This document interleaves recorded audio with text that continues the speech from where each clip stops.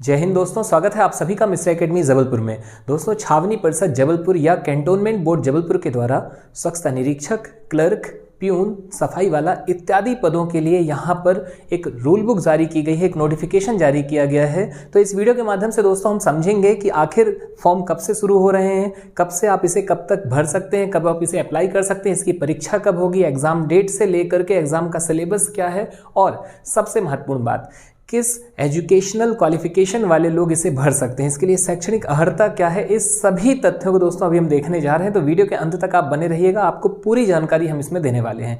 चलिए ठीक है, हम इसे शुरू करते हैं। दोस्तों, सबसे पहले तो आपको यहाँ पर बता दें, ये जो फॉर्म है दोस्तों, ये स्टार्ट हो रहे हैं 19 दिसंबर से। आप 19 दिसंबर से लेकर 8 जनवरी के मध्य जो है इसमें अप्लाई कर सकते हैं। और आगे दोस्तों, अब यदि हम बात करें कि आखिर किस किस पोस्ट के लिए यहाँ पर ये फॉर्म आप भर सकते हैं, तो सबसे पहले हमें यहाँ देखने मिल रहा है सैनिटरी इंस्पेक्टर, यानी कि दोस्तों स्वच्छता निरीक्षक।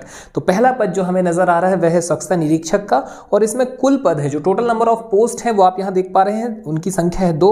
एक जनरल के लिए है और एक एसटी के लिए है। अब बात यह आती है कि इसके लिए एजुकेशनल क्वालिफिकेशन क्या है। तो जैसा कि आप देख पा रहे हैं, इसके लिए एजुकेशनल जो क्वालिफिकेशन है दोस्तों, वो नेसेसरी है। आपका एक बैचलर डिग्री होनी चाहिए, आपकी बीएससी होनी चाहिए, और साथ ही साथ में डिप्लोमा होना चाहिए आपके पास स्वच्छता का। जैसा कि अभी हमने देखा कि मध्य प्रदेश के स्वच्छता निरीक्षक का जो पद आया हुआ है उसमें भी स्वच्छता का डिप्लोमा मांगा जा रहा है। तो बस वैसा ही आपका यहाँ पर डिप्लोमा होना चाहिए। इसके बाद बात ये की जाए कि इसके लिए कौन अप्लाई कर सकता है, तो संपूर्ण भारत के लोग इसमें अप्लाई कर सकते हैं। फिर हमें यहाँ पर देखने मिल रहा है जो सेकंड पोस्ट है वो है जूनियर क्लर्क की, और इसके पदों की संख्या है केवल एक पद के लिए है दोस्तों, और वह एक पद है जनरल कैटेगरी के लिए। अब बात आती है इसका क्या क्या क्वालिफिकेशन, तो हम इसमें देख पा रहे हैं कि भाई हायर सेकेंडरी आपका होना चाहिए। इसके बाद आगे यदि हम बात करें तो हिंदी इंग्लिश में टाइपिंग की बात की गई है, और हिंदी और या नहीं है, वहाँ पर हिंदी एंड इंग्लिश है, यानी कि हिंदी और इंग्लिश दोनों आपका जो है वो निकला हुआ हो, ठीक है, कंप्लीट हो। इसके बाद दोस्तों थर्ड जो है वो है कंप्यूटर डिप्लोमा, यानी कि आपके पास क्लर्कियल पोस्ट के लिए तीनों चीज़ें होनी चाहिए। पहला 12 आपका हायर सेकेंडरी हो। इसके बाद दूसरा दोस्तों यहाँ पर बोला जा रहा है कि भाई आपका हिंदी और इंग्लिश टाइपिंग दोनों हो, साथ ही में आपके पास कंप्यूटर का डिप्लोमा भी हो। फिर हम बात करते हैं असिस्टेंट टीचर। जो तीसरा पद है दोस्तों वो असिस्टेंट टीचर का है, और इसमें पदों की संख्या है 5, और इसमें दोस्तों जो 3 पद हैं वो जनरल के हैं, एक एससी का है, एक एसटी का है। अब बात आती है क्वालिफिकेशन, तो यहाँ पर कहा जा रहा है graduation from any recognised university, किसी भी यूनिवर्सिटी से आपका ग्रेजुएशन हो, स्नातक की डिग्री हो, साथ ही साथ में आपके पास बीएड होना चाहिए। यहाँ पर बीएड कंपलसरी कहा जा रहा है, ये है असिस्टेंट टीचर के लिए।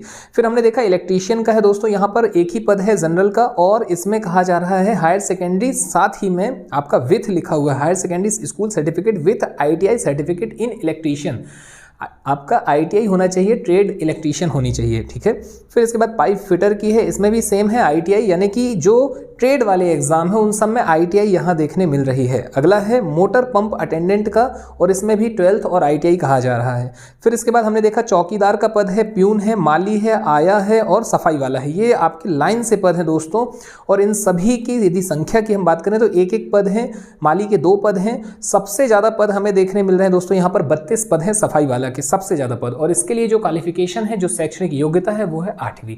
अगर आप 8th स्टैंडर्ड को पास हैं, ठीक है, आप 8वीं पास हैं, तो आप इस फॉर्म को अप्लाई कर सकते हैं इस पोस्ट के लिए। तो ये तो बात हुई दोस्तों पोस्ट की, पदों के विवरण की, और पदों के विवरण के साथ ही क्वालिफिकेशन की कि कितने पद हैं और क्या क्या क्वालिफिकेशन है। अब हम बात करते हैं यहाँ पर आयु की या एज की। तो आपको यहाँ पर जानकारी दे दें, जो एज की गणना है वो होगी 8/1/2023 के अनुसार, ठीक है, 8/1/2023, यानी कि 8 जनवरी को आप इस एज के ग्रुप के बीच में हो। जनरल का बंदा है तो 21 से 30 का, ठीक है, और ओबीसी दोस्तों तो उन्हें 3 वर्ष का जो है एज रिलैक्सेशन है, यानी कि ओबीसी वाले 33 वर्ष तक इस फॉर्म को भर सकते हैं।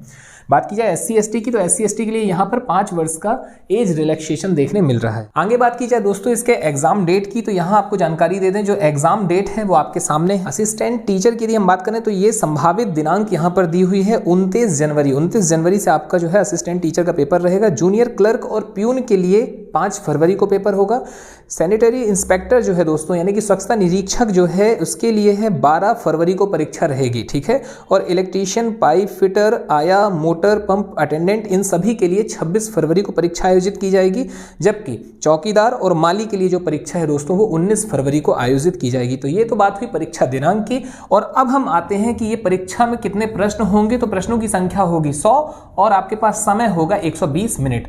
और प्रति प्रश्न दोस्तों यहाँ पर 1 मार्क्स का होने वाला है, 1 नंबर के रहेंगे ये क्वेश्चन, ठीक है। साथ ही आपको यहाँ पर जानकारी दे दें कि किसी भी प्रकार का कोई ऋणात्मक मूल्यांकन नहीं है, नेगेटिव मार्किंग यहाँ नहीं है दोस्तों। आगे आप सिलेबस देख सकते हैं। सिलेबस की जब हम बात करते हैं तो सबसे पहले पोस्ट है आपकी सैनिटरी इंस्पेक्टर की, यानी कि स्वच्छता निरीक्षक की, और इसके लिए जो है 100 क्वेश्चन।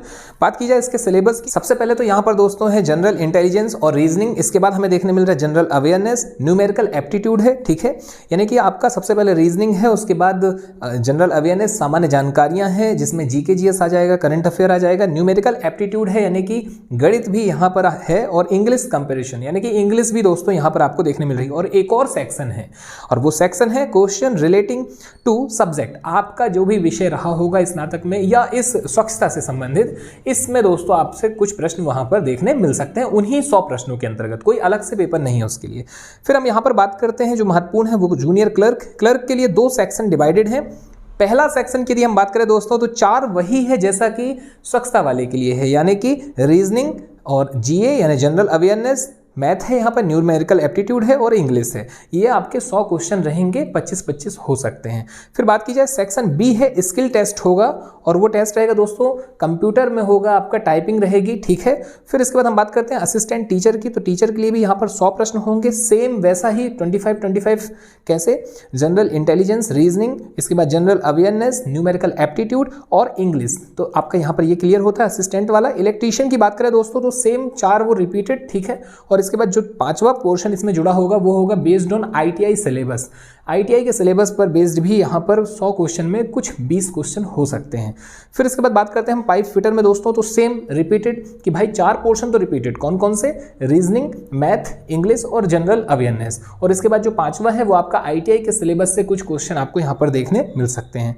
सेम दोस्तों आईटीआई की जितने हैं उनमें वही है, मोटर पंप अटेंडेंट में भी रिपीटेड वैसा ही है, आईटीआई सिलेबस आपको देखने मिलेगा और 4 पोर्शन आपके सेम।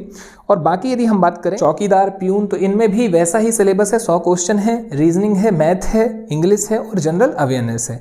आगे हम बात करते हैं माली की। माली में दोस्तों यहाँ पर माली और सफाई वाला जो 2 पोस्टें हैं, इनमें आप देखेंगे तो सेक्शन डिवाइडेड है। सेक्शन ए आपका वैसा ही है जैसे बाकी हैं, यानी कि general intelligence, reasoning, awareness, numerical aptitude, English, ये आपको देखने मिल रहा है। और सेक्शन बी में यहाँ पर स्किल टेस्ट, यानी कि इन पदों के लिए स्किल टेस्ट होगा।